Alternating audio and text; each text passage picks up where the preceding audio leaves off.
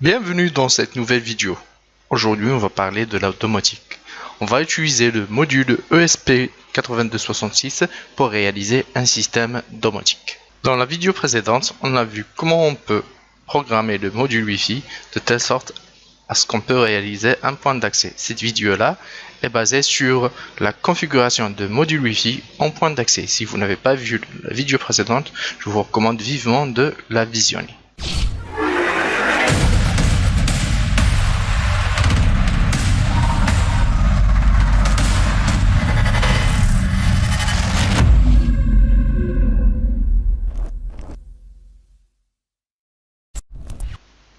Si vous êtes nouveau sur cette page, n'hésitez pas à liker la page, partager et abonnez-vous.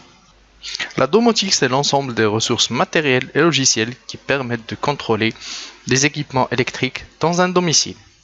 Par exemple, l'enceinte audio, les prises connectées, la rallonge électrique multiprise. Grâce à ces outils-là, on peut contrôler les équipements électriques à distance grâce à une application mobile ou avec une interface IHM. Par exemple, la rallonge électrique possède une adresse IP. Le fait de taper l'adresse IP dans le navigateur permet de vous accéder à un menu presque pareil à celui-là et qui nous permet de contrôler chaque sortie sans avoir recours à l'installation d'une application. Aujourd'hui, on va configurer le module Wi-Fi comme étant un serveur web. L'interface IHM, ça veut dire la page web, aura l'apparence de cette page-là. Pour réaliser cette page, j'ai utilisé le logiciel HTML-Pad. Le lien du site de téléchargement, c'est htmlpad.net. Vous pouvez télécharger le logiciel et l'installer avec une période d'essai. On va commencer par ouvrir le Visual Studio Code et dedans, on va lancer Platformio. Dans les vidéos précédentes, on a déjà vu comment on peut créer un projet en Platformio en se basant sur le module ESP8266. Donc on va aller dans le main. Ce qu'on doit ajouter, c'est on doit include par défaut le arduino.h est déjà inclus. Arduino.h. Donc on va inclure aussi la bibliothèque qu'on a travaillé avec dans la vidéo précédente, c'est la bibliothèque ESP Wi-Fi, ESP8266. Le ESP8266 Wi-Fi. Ok, c'est celle-là. D'accord. Et après, ce qu'on doit faire, c'est chaque fois qu'on doit enregistrer, pour sauvegarder le projet, et on doit inclure une dernière bibliothèque, c'est la bibliothèque qui s'en charge de créer un serveur web, parce que notre module ESP8266 sera considéré comme une plateforme web ou bien comme un serveur web. Include ESP8266 Web Server, c'est le nom de la bibliothèque.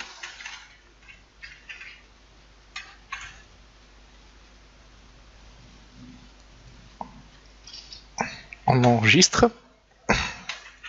Dans la vidéo précédente, on a déjà fait ces manipulations concernant la déclaration du nom du SSID ainsi que le mot de passe du point d'accès qu'on veut créer. On peut paramétrer avec n'importe quel nom et n'importe quel code Wi-Fi. On va donner la même nomination qu'on a donnée dans la vidéo précédente, c'est Wi-Fi AP Access Point. On peut le donner Wi-Fi Web Server ou ce qu'on veut. On va aussi déclarer une constante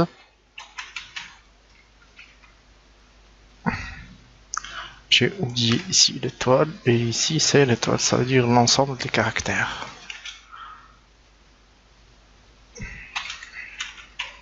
Je vais déclarer le mot de passe et on peut déclarer nos passes ce qu'on veut. Moi je déclare par défaut c'est de 1 jusqu'à 9.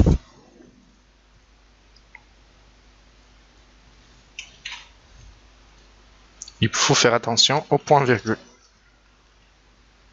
Et vous avez vu que quand j'ai oublié le point virgule, il a considéré comme allant de ce début d'instruction jusqu'à la fin, c'est une seule commande ou une seule ligne d'instruction. Or, que c'est faux. Donc, ce qu'on veut déclarer, c'est le port de communication de ce serveur web. Chaque fois que vous tapez une adresse web, le port de communication par défaut est le 80 ou le 8080. Nous, on va déclarer l'adresse ou bien le port de communication, c'est le 80 web server. On va nommer serveur et là, je vais lui donner le port 80. Je vais enregistrer. Là, ce que je vais définir une variable qui s'appelle LED. Et cette LED se trouve sur le port numéro 2.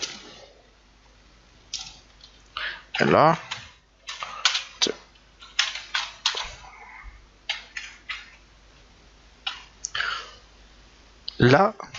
c'est la page principale qui est écrite en HTML. C'est la déclaration d'un tableau. Ce tableau va contenir l'ensemble du code en HTML.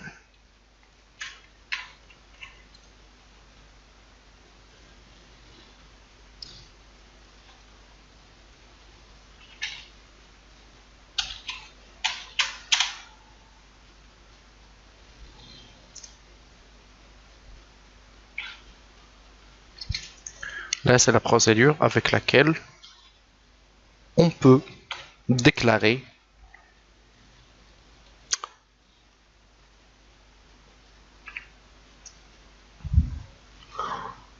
notre page web. Donc, après avoir écrit la partie du style qui permet de définir le style des boutons, que ce soit un bouton submit ou un bouton reset. Donc là, on a inséré le code concernant ce qui va être écrit. Donc là, je vais vous montrer. Là, j'ai inséré le code qui va permettre d'écrire cette phrase-là. Donc, le texte sera centré avec une certaine couleur et c'est ce que... Donc là, c'est le message. C'est en gras. Donc, je peux copier le code de couleur et je peux l'appliquer ici pour avoir la même couleur.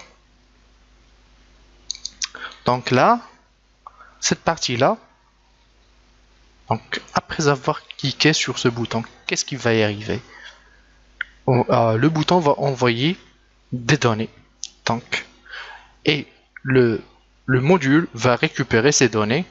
Donc, ça veut dire que quand je clique sur le bouton On, il va envoyer la valeur On au module ESP8266. Le nom de ce bouton est LED BI. Et ce bouton-là a la même nomination que le premier bouton. La différence, c'est que quand je clique sur ce bouton, il va y avoir une interaction avec le module ESP8266 en envoyant le message on. Après, on va voir, lorsque le code va être reçu, qu'est-ce qu'on va faire? Donc, de ce côté-là, on a écrit le code HTML et on a mis en forme, que ce soit les couleurs et l'écriture de la page HTML. Là, il y a du HTML et du CSS incorporé. On va voir dans les vidéos suivantes qu'on va détacher la partie CSS. On va créer une feuille de style séparée. On va créer une page HTML. On peut même intégrer du JavaScript à l'intérieur du module ESP8266. Donc, on va sélectionner tout ça. On va cliquer sur copier. On va revenir dans notre projet et ici, on va coller le code. Pourquoi on n'a pas écrit le code directement? Parce que grâce au HTML-Pad, ça nous facilite la rédaction d'une part. D'autre part, ça permet de déboguer le code en temps réel. Ça veut dire on va corriger le code en temps réel.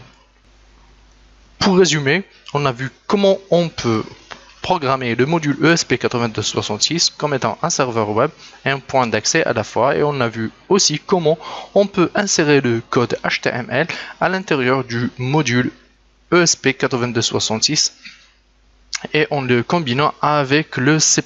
Il y a plusieurs manières pour réaliser un serveur web avec le module ESP8266, mais moi j'ai choisi la méthode la plus logique et la moins difficile. N'hésitez pas à laisser des commentaires et si vous n'êtes pas abonné, abonnez-vous et merci.